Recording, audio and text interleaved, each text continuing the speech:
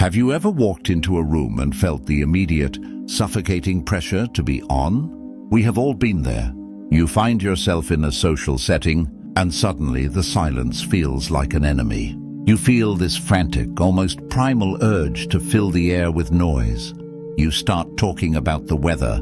You tell a joke that doesn't quite land. You ask the same generic questions. How are you? What do you do for work? And within 90 seconds, the conversation is gasping for air. It dies a slow, awkward death. But then you see someone else. Someone who doesn't seem to be trying at all. They aren't the loudest person in the room. They aren't performing. They might say only 10 words the entire night. Yet when they speak, the atmosphere shifts. People lean in. The noise in the room seems to dampen, as if to make space for their voice. It's not that they're better looking or that they have some magical charisma they were born with. It is something far more ancient and far more potent. They have mastered the Stoic Art of Presence. The Stoics understood something 2,000 years ago that we have completely forgotten in the age of social media and constant broadcasting. Weight is found in the gaps between words, not in the volume of the noise. Attraction is not a performance. It is a resonance. When you stop trying to get attention, you finally have the gravity to command it. Today, we are going to dive deep into 8 specific phrases and, more importantly, the Stoic mindset behind them. These 8 phrases will do more than just make you likable. They will make you unforgettable. They will stop the frantic need to perform and replace it with a grounded, unshakable authority. And pay close attention to the 4th principle, because it is the single most misunderstood concept in modern communication. Let us begin the architecture of a powerful presence.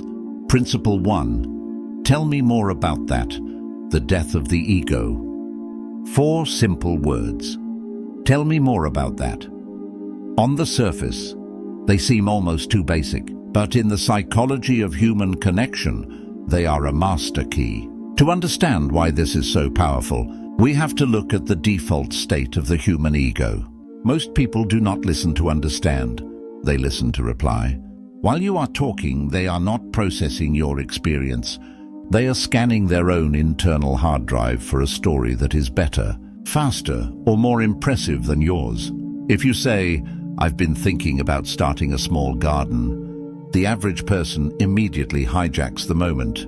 They say, "Oh, my uncle has a massive greenhouse," or "You should really use this specific soil I found on Amazon."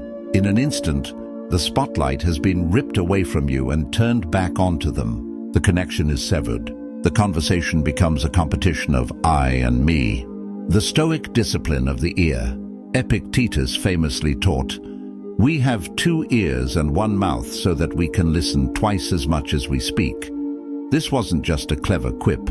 It was a directive on how to manage the soul. When you say, "Tell me more about that," and then, this is the hard part, you actually stop talking, you are performing an act of radical Stoic virtue. You are subordinating your ego to the present moment. In a world where everyone is starving to be seen, the person who truly listens becomes a sanctuary. You are telling the other person, "Your reality is more interesting to me right now than my own vanity." The psychological effect, the self-referential reward. Neuroscience tells us that talking about oneself triggers the same pleasure centers in the brain as food or money.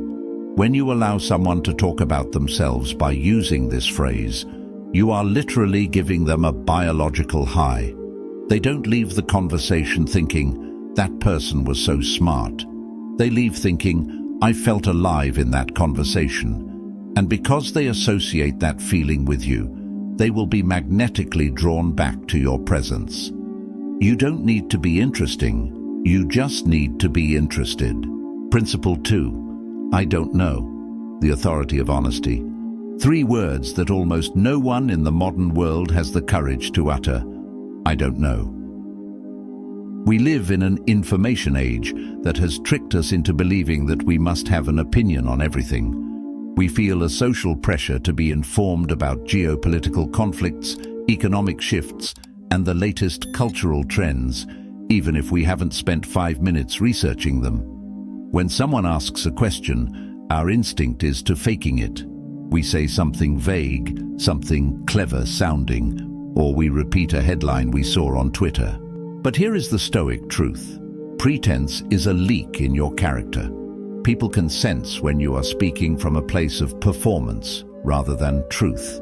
The eyes wander, the tone becomes slightly higher, and the trust in the room evaporates instantly. The Socratic strength, Socrates, the grandfather of Stoic thought, based his entire philosophy on the phrase, "I know that I know nothing." This wasn't false humility, it was his greatest strength. By admitting his ignorance, he became the only man in Athens who was actually capable of learning anything new. When you calmly say, "I don't know," without an apology, without a flinch, and without a desperate excuse, you project a terrifying level of confidence. It shows that your self-worth is not tied to being the smartest person in the room. It shows that you are a person of clarity. The trust paradox. If you are honest about what you don't know, people will instinctively trust everything you do know. Your yes and your no gain a massive amount of weight. Secure people are at peace with the limits of their knowledge. Insecure people need to appear omniscient. By choosing the Stoic path of honesty, you stop being a know-it-all and start being a person of integrity.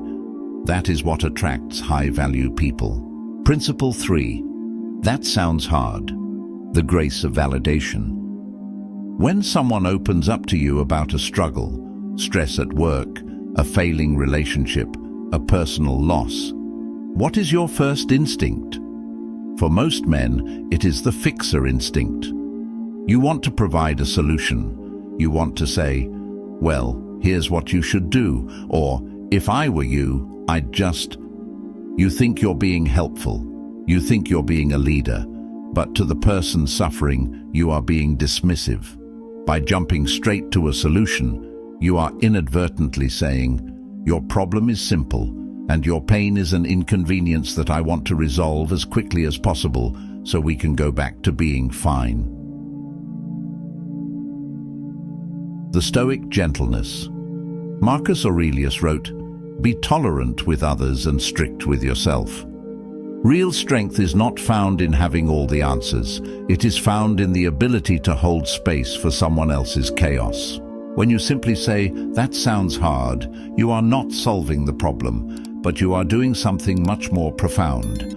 You are acknowledging their reality. You are giving them permission to be in pain without having to defend it.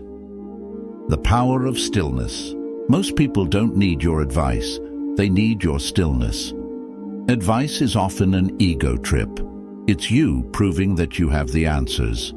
Validation is a soul trip. It's you proving that you have the empathy to stand in the storm with them. When you offer this kind of presence, you become a rare commodity. People will gravitate toward you because you are a safe harbor in a world that is constantly trying to fix or judge them. Principle 4. The power of silence, the golden void. We have reached the 4th principle, and as I mentioned, it is the most misunderstood of all. We live in a society that fears silence. We view a pause in conversation as a failure. The moment there is a gap, our anxiety spikes. We fill it with nervous laughter, or meaningless stories. We believe that if we aren't talking, we aren't winning the social interaction. But the Stoic knows that silence is a predator's tool, not in a malicious way, but in the sense that silence is the ultimate display of self-control. The lessons of suffering. Seneca once said, "Silence is a lesson learned through many sufferings. Those who have faced their own internal demons do not fear the quiet. They have realized that silence is not empty, it is full. It is full of observation, full of attention, and full of power." Watch the most influential person in any room. They are rarely the one talking the most. They sit, they observe, they let others exhaust their words. Because they are comfortable with silence, they are never rushed. They don't feel the need to fill the air. And because they speak rarely, every word they do say is treated like a precious stone. The social strategy of the pause. When you stop running from silence, people start leaning in. If you ask a question and the other person gives a short answer, don't say anything. Just wait. Maintain comfortable eye contact. 9 times out of 10, the other person will feel the weight of the silence and will offer more information, often the most honest and important information they have. Silence forces others to reveal themselves while you remain grounded and in control. To master silence is to master the room. Principle 5. I appreciate you. Beyond the transaction. Think about the last time you said thank you. You probably said it to the barista, to the person who held the door, or to a colleague who sent a file. Thank you is transactional. It is a social receipt for a service rendered. It's fine, but it's shallow. If you want to build a bond that is unbreakable, you must move from thank you to I appreciate you. Recognizing the soul, not the task. Thank you recognizes the action. I appreciate you recognizes the person. When you say, I appreciate you, you are telling someone, I see your character, I see your consistency, I see the human being behind the effort. Marcus Aurelius began the first book of his meditations by listing exactly what he appreciated about the people in his life. He didn't just thank them for their help. He noted their integrity, their lack of vanity, and their unwavering focus. He knew that recognizing virtue in others is what keeps our own virtue alive. The revolutionary act of seeing. In a world that treats people as resources or cogs in a machine, being the person who truly sees another is revolutionary. Use this phrase sparingly, but use it with total sincerity. When a friend shows up for you, don't just thank them for the ride. Tell them you appreciate the kind of person they are. This creates a deep psychological tether. People don't just like you for this. They feel indebted to your presence because you have provided them with the one thing they crave most, true recognition. Principle 6. No. The clarity of boundaries. We come to the hardest word of all, the most liberating word, the most attractive word, no. Most of us are people pleasers by default. We say yes to things we don't want to do, to people we don't like, for reasons we can't justify. We do it out of a fear of being rude or disappointing someone. But here is the Stoic perspective. Every yes you give to something that doesn't matter is a no you are giving to your own soul. The cost of availability. Epictetus wrote, "First, learn the meaning of what you say, then speak. If your yes is given to everyone, it becomes worthless. It has no value because it has no cost." Watch the man who has learned the power of no. He doesn't offer a 10-minute excuse. He doesn't apologize profusely. He simply says, "I can't do that," or "That doesn't align with my priorities right now."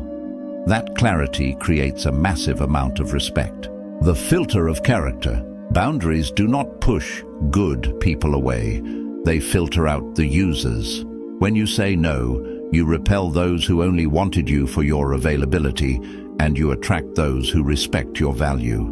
A man who can say no is a man who is in control of his own life. And there is nothing more attractive than a person who cannot be manipulated. Your yes only carries weight if people know you are capable of saying no. Principle 7. I am responsible for this. The ultimate ownership. 5 words that can dismantle a conflict in seconds and command the immediate respect of everyone in the room. I am responsible for this. We live in a culture of the great deflection. When something goes wrong, a deadline is missed, a misunderstanding occurs, a relationship hits a rocky patch. The modern reflex is to look outward.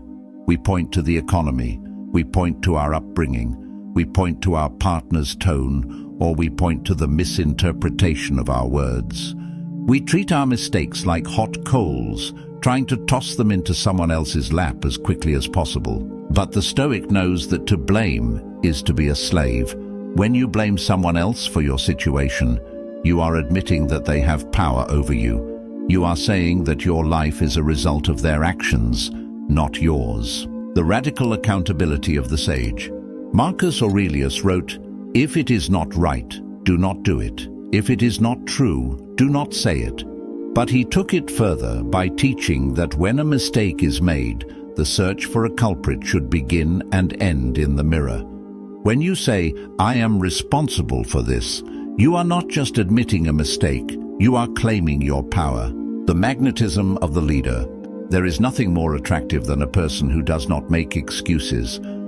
In a world of finger-pointing, the person who stands tall and says, "This was my oversight, and I will fix it," possesses a rare and terrifying gravity.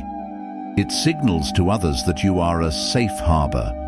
People gravitate toward those who take ownership because they know that person is reliable, honest, and, most importantly, governed by an internal code rather than external fear.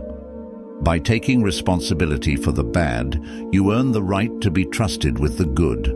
Principle 8. That is enough. The power of contentment. Finally, we reach the 3 words that define the peak of Stoic maturity. That is enough. This is not just a phrase, it is a declaration of war against the hedonic treadmill that consumes the lives of the masses. Most people are defined by a poverty of spirit. They are perpetually hungry for more money, more status, more followers, and more validation.